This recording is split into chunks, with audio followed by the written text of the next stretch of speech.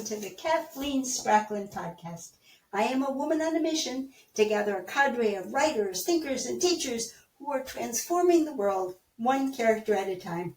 But right now, I'm teaching Zettelkasten, and I have kind of an interesting kind of a set of cards to show you tonight. It comes out of an experiment that I'm doing with reading the book Speed Reading by Cam Knight. And I am slow reading the speed reading book. That may seem a little strange, but I'm committed to wringing everything I can out of this book, doing all the drills, practicing all the practices, and seeing if I can do what this book talks about in terms of being able to truly read and truly grasp what you're reading at a much higher speed. This will be beneficial for me because I am a very slow reader. So I've created two main cards, which I started in the morning, which I normally do, and I'm going to show you the process that I go through of placing these cards because they're rather interesting cards. They're not cards that fit well with my existing Zettelkasten cards. And so you're going to see the mechanisms that I have to go through to place cards that don't fit really well. And when you have a new Zettelkasten, that might be something that you run into a lot, which is why I thought it might be instructive. So come on along and I will show you what it takes to post two main cards from the introduction to this book, because that's as far as I've gotten. Come on, join me in the down-facing camera. Actually, this is a different perspective. It's not exactly down-facing. You'll see what I mean in a minute.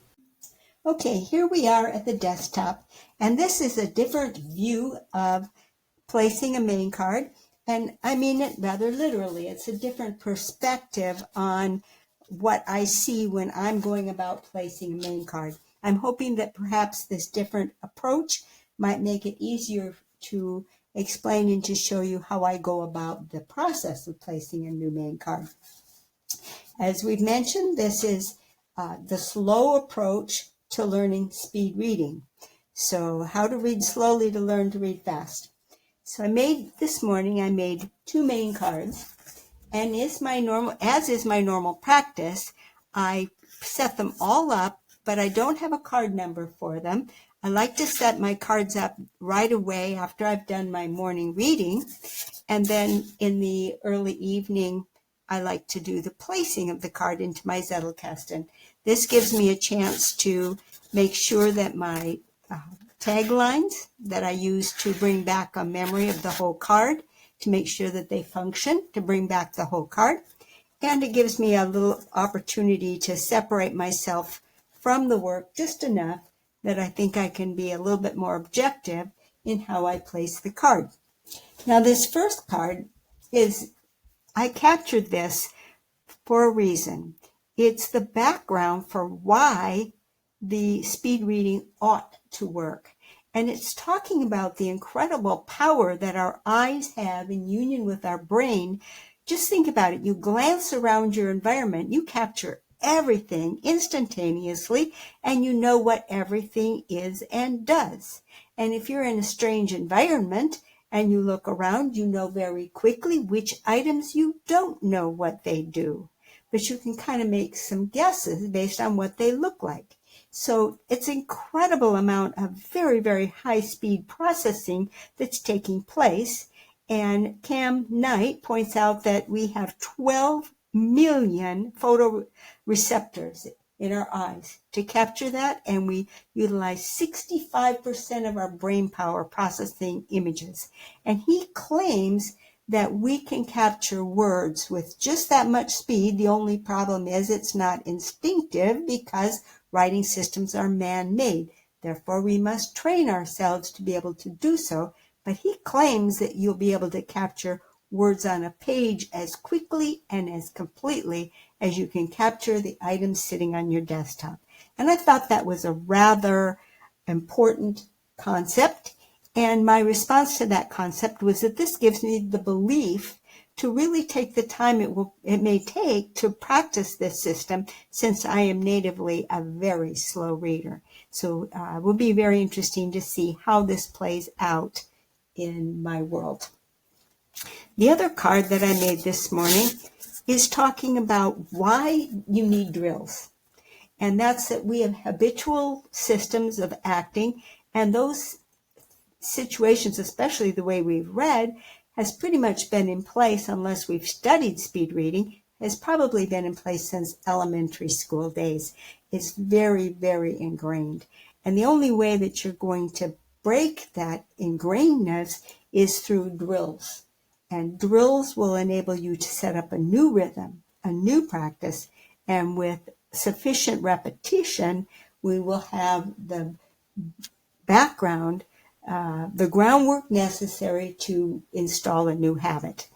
And so this card for me was in part saying that this really why you need to have the drills, but it was also in part my commitment that I'm claiming to myself that I will do all of those drills before I move on to the next chapter. So this is a promise to myself.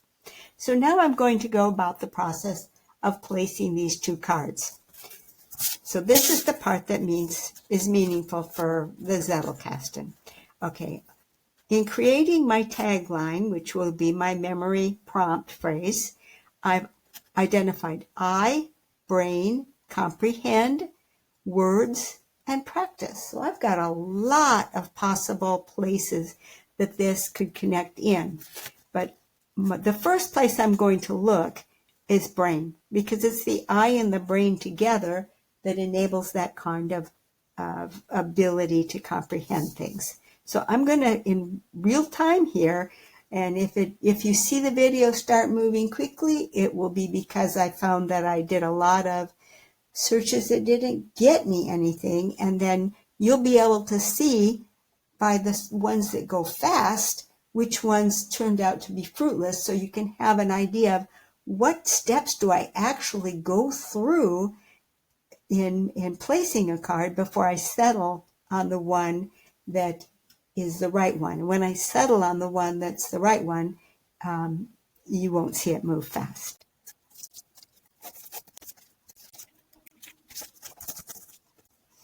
Okay, here's my card on the brain. And as you can see, I have all of these memory prompt phrases. This one here where you see the purple outline, that is a title. I find the titles to be pretty dead and don't do much good for me at all in terms of matching in cards.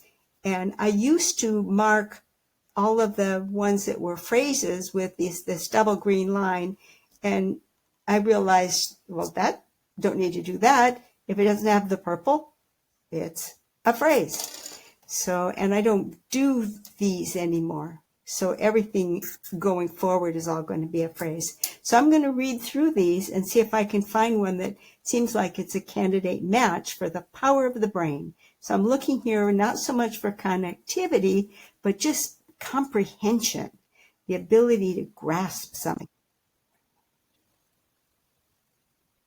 Okay, I'm not seeing anything on this card that specifically relates to what we comprehend with our brain. I might come back to the brain, but for the moment I'm going to let this go, and I'm going to see what I find under eye.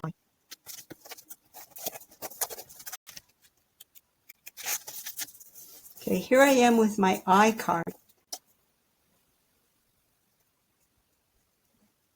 Again, I'm not seeing anything that's specifically about what the eye perceives. So I'm going to pass again on that one and look instead on to comprehend.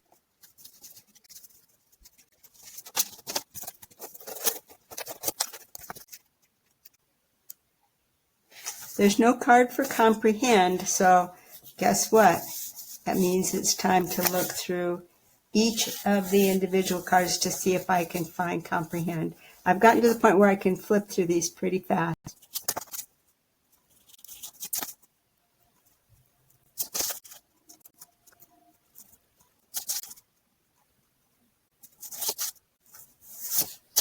Okay, I'm drawing a lot of blanks here. Next up for me is going to be taking a look at that word, words and practice. I'm going to go for words next.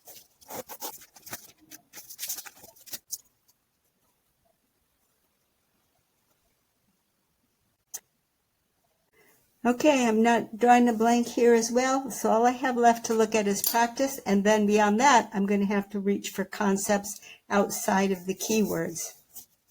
So next up is practice.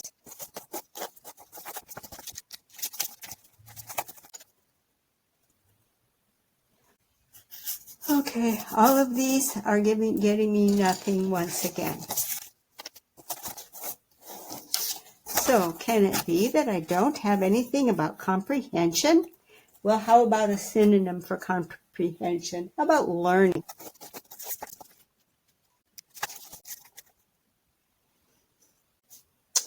Boy, this is kind of a very difficult one, isn't this? So this is a touch of reality here. So now I'm going to think about, where am I going to go with this? I'm going to take a look at reading. I mean, after all, that's what we're doing, is speed reading with our eyes. Let's see if I can get a connection from the concept of read or reading.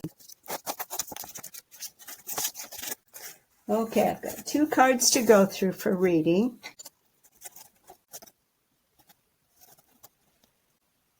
Okay, I've got something that looks like a possible connection here. Know when to skim and when to read deeply. It seems to me that a lot of what I'm hearing about speed reading is that people are telling me that it's basically skimming. Well, it may not be, but that might be my best tie-in that I have to my existing Zettelkasten. So I'm going to want to capture that card number so that I can look it up. And as is my practice, I will take my main card and flip it over and put the matching card number on the back. Okay, now in reality, what I would do, and I'm not going to do it because it's too awkward right now, is I would actually put the whole tagline in with this. But I'm not going to take the time for that now. So I'm going to go look this up. So I'll fast forward through the process of looking this up.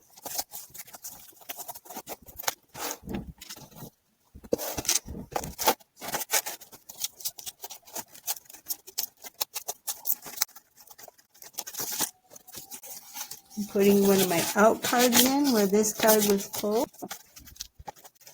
Okay, so here's the card that we pulled out, and it's basically saying that you need to know when to skim and when to read deeply.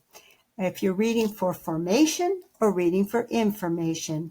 If you get it backwards, you waste time on books you should only skim. And if you miss letting the author initiate you into a subject, if you skim where you should read deeply. The sad thing is there's no source indicated here. That's a big omission. You can tell by the fact that it's a 3x5 card that it's an older card, and I don't have my reaction. So this is just an older card that was not properly referenced, but it is still the best place for this to fit into my system. I am guessing that I would say that it's probably Sertalanges or Adler if I was going to guess. And I'll probably keep an eye out for what the source of this was. So this appears to be a very good parent card for my new card, which means that if the number is available using effortless numbering system, my new number would be 1F8B-3A. That would be what I'd be putting here. But I have to find out next, is that number available? Or is there already a card with that number on it? And it looks like it's free. The next card in my system is one of those title cards that I used to use that I don't use anymore. 1F8B-4. So now I know that the card number following this one is indeed free. So I'm going to write 1F8B-3A onto this card. Okay, now I'm going to return the parent card into the drawer. And I'm going to leave the out card there because after I'm done indexing this card, that's where this card will go. So now I'm going to put this drawer away, and I'm going to repeat the process with my other card.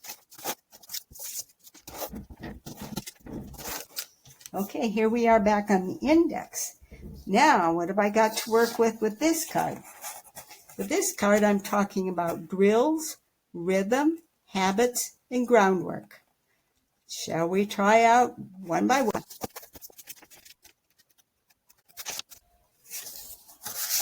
Okay, no word drill, not surprising.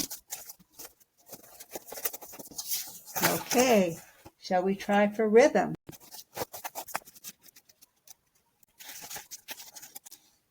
Nope, no rhythm as a word as a whole. Okay, nothing on rhythm at all. Habit. We have a word habit. But nothing that ties directly into building good habits of practices. The closest thing is virtue is the habit of doing good. Well, it's a good practice and it's a habit. It's a bit of a stretch.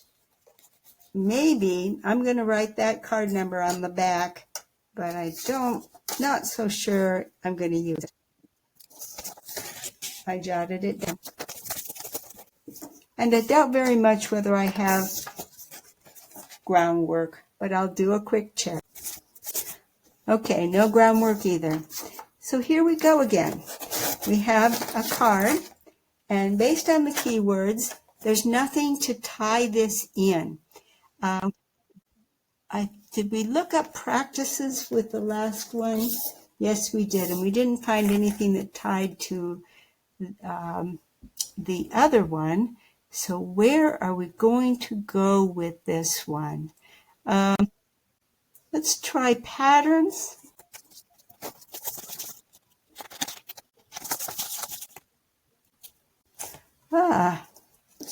Okay.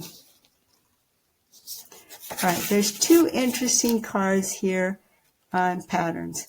First of all, this one, I'm not very happy with this as being a memory prompt phrase because it doesn't give me enough to know what's on that card. I'll pull it and take a look at it, but I'm not too thrilled with this. And then here, this patterns are fundamental to intelligence. That's rather interesting.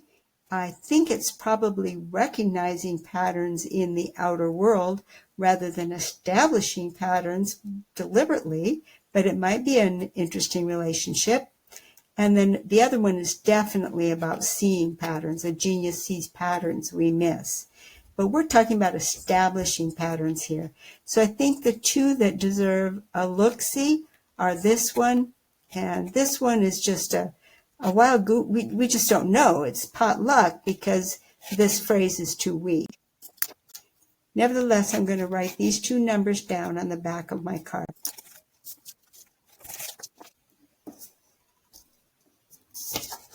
Okay, so I've got the three cards that I'm going to pull and take a look at. I'm suspecting that this might be the right one, so I'm going to start there, because if I've got a good match, I'm going to take that one.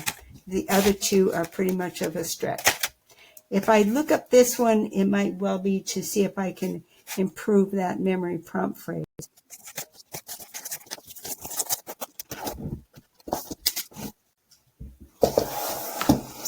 Okay, here's another drawer of my system. I'm going to be looking for 1M1C-1.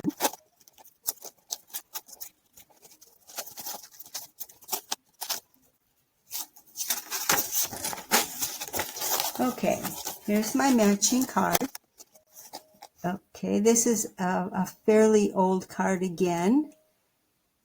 Think past the sale. The idea that patterns are the fundamental currency of intelligence leads to some interesting philosophical questions. Is it true that patterns are fundamental to intelligence? Okay, so I'm kind of interested. JHI, that's an older system, so I'm not recognizing that source, but I do have a bib box. It's card 6, page 63. So I'm going to take a quick check and see what that came from. But I have a feeling that this is going to be as close as I'm going to be able to come. So before I lose my place, since I'm going to be looking in my bib box to see what the source, I'm going to slip one of those out cards into the spot so that I don't lose where this card goes. Okay, so now here I am in my bib box now. Okay, JHI is a book by Jeff Hawkins, and it's intelligence. And that means if all I had done was to say JH_I, it would have been my new naming convention. So this is getting pretty close to my current naming convention. You can see in the Zettelkasten, I can see history here. That's why I never make changes to the past. I can tell by the size of the card, by the naming conventions, how old it is. And it's rather interesting to see that. So, okay, so this is from the book Intelligence by Jeff Hawkins, and it's card 6. As you can see, I am not at all shy about making prolific bib notes. And I'm looking for, this one says page 63. There it is up there. And there's no real additional information. It is a quote. The idea that patterns are the fundamental currency of intelligence leads to some interesting philosophical questions. And it's just a quote. But it is rather interesting. And here's another bit of history. Look at that card number, 1M1. This is card 1M1C-1. What gives? Well, I used to have a method of, I was frightened of giving card numbers, giving numbers to cards. So I created this system that I called clumps and dividers. And I created dividers using what turned out to be my effortless numbering system. And then I just put groups of cards in the divider area. And when there got to be too many cards, I would subdivide it with another divider. And you can see that happening over here in this drawer. I'm going to go back to the card drawer itself, where you can see that there's different levels of dividers. This one is 1H1, the whole of 1H1. But down here, 1H3D. And down here, 1H3F1A. Well, what would happen as I would go along when a clump got too thick, just based purely on how many cards were there, I would subdivide it and create another divider that would break it up some more. Well, the challenge with this is that exactly what you see here. All I have left now on my bib card is the clump that it was in when I first created the card. I know this is an older card because it's a 3x5. And so now if I were looking for card 1M1, I would have to go through that whole space to try to find that card. I would have to go through the whole area, which is now getting pretty big, to try to find this exact card. And what's worse, every time I broke up that divider, I had to go through my index and add a length to the card number, because otherwise the index became useless. And that got very tedious. And eventually I said, wait a minute, I can just extend this to the individual cards. I'm naming the dividers with no problem. Why don't I just use that same system and number the cards? And that's where my effortless numbering system was born. But that's just a history lesson. Okay, so I didn't get any new information out of that particular big card, but we did learn a little bit more of some of the related information and this is actually more closely related. Spoken and written language are perceived very similarly, even though the inputs are radically different and go to radically different sensory areas of the brain. So, but that's spoken and written language. And that's what we're really doing with the speed reading, is we're capturing written language. So I'm kind of thinking that that card might be the best relationship. But look at that card number, 3A5. That is not a card number anymore. And so that will be a whole lot of fun. I'm not going to rush through things and say that this card is going to be 1M1C-1A, because this might be a much better fit for it. And I don't want to take up all your time, because this could be quite a search, and this is not something that you would be stuck with, because certainly you're not going to make the mistakes that I made early on when I was getting started with my Zettelkasten. So I'm going to pull it out right now, but I will probably edit it out of the video, so you probably won't see me looking for that card.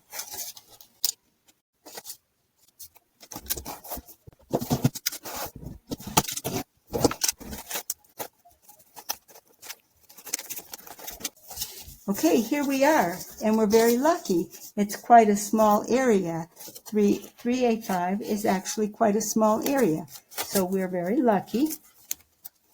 And here, in fact, is the card that we saw on the bib card. So I'm going to finish the reference on the bib card, and I'm going to make this card will be 3A5B-1. So this card has found its parent, and I think it's rather fascinating, because these drills that we're talking about are establishing patterns of recognition of written language. And this one is talking about the areas of the brain where written language is perceived. And I think these are probably about the closest that I've got in my Zettelkasten to make a relationship. So I hope you enjoyed this look at what I see when I'm actually placing main cards into my Zettelkasten. I thought these two cards might be instructive because they were difficult to place. And one of the reasons they were difficult to place was they're not in my usual area of research.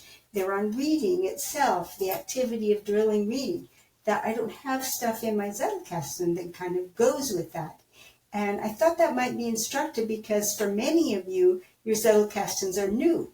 And when they're new, a lot of your cards are going to be like that.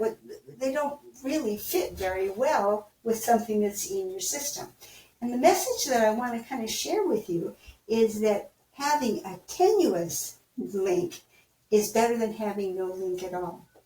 It's better to say, wow, it's kind of a stretch to say that these cards go together, but it's the best I've got. Go ahead, because those interactions can turn out to be very fruitful. If you say to yourself, well, it doesn't match with anything, let me go get a category list and I'll give it a number from a category list.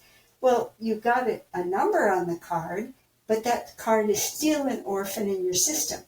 It only becomes a viable part of your system when it links to another card, even if that link is a stretch. So that's the message that I'm trying to convey by going ahead and showing you this process.